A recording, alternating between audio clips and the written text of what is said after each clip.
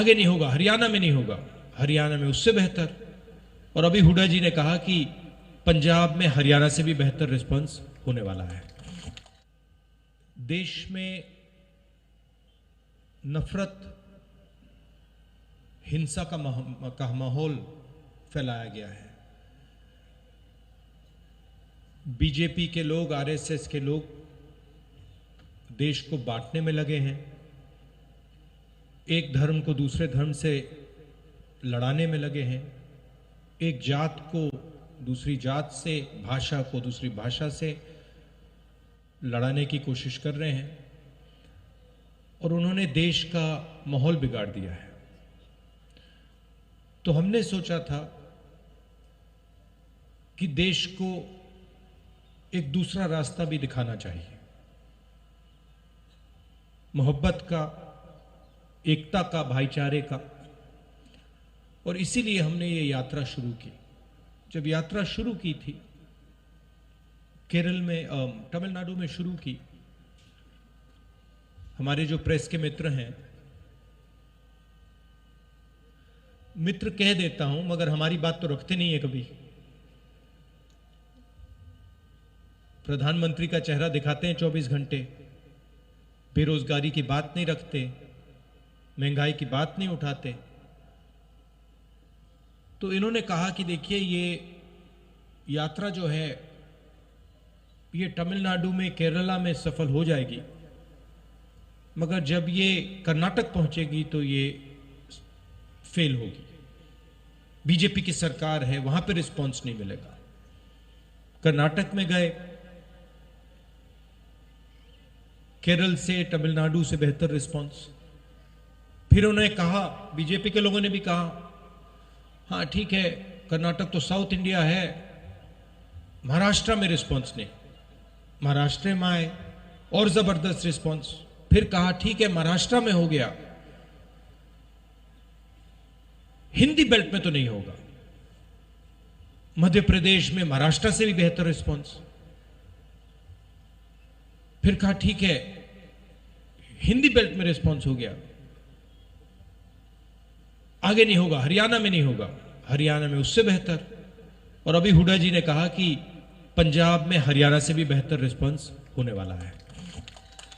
और इसका कारण है कि ये जो बीजेपी के लोग नफरत फैला रहे हैं,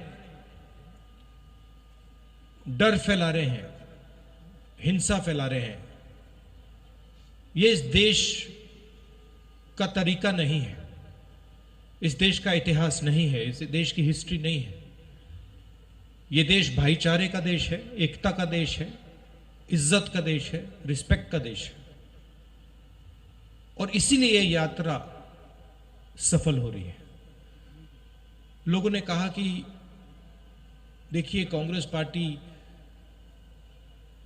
के नेता 3000 किलोमीटर चल रहे हैं। और जहां भी मैं जाता हूं मैं कहता हूं कि ये कोई बड़ी बात नहीं है। पंजाब का हर एक किसान हमसे ज्यादा चलता है। ठीक है, वो कन्याकुमारी से कश्मीर तक नहीं चलता है, मगर वो अपने खेत में रोज चलता है, मंडी तक पैदल जाता है, खाद खरीदने पैदल जाता है, बीज खरीदने पैदल जाता है। तो हमने कोई बड़ा काम नहीं किया है, ये पूरा हिंदुस्तान ये काम करता है, इन सड़कों पे चढ़ता है। सीखने को बहुत मिला।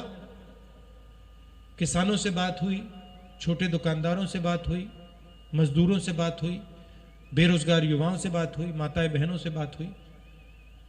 और जो आपका ज्ञान है उससे बहुत समझने को मिला। इसके लिए मैं सबको धन्यवाद करना चाहता हूं। और ये जो हमारी यात्रा है, इसमें हम लंबे भाषण नहीं देते हैं। ये बोलने की यात्रा नहीं है, ये सुनने की यात्रा है। सुबह हम 6 बजे उठते हैं, पैदल चलते हैं तकरीबन 25 किलोमीटर। यहां पे शायद 7 बजे यात्रा शुरू होगी और हम 6-7 घंटे आपकी बात सुनते हैं। और फिर चलने के बाद 10-15 मिनट हम अपनी बात रखते हैं। तो इस यात्रा का स्पिरिट सुनने का है, बोलने का नहीं है।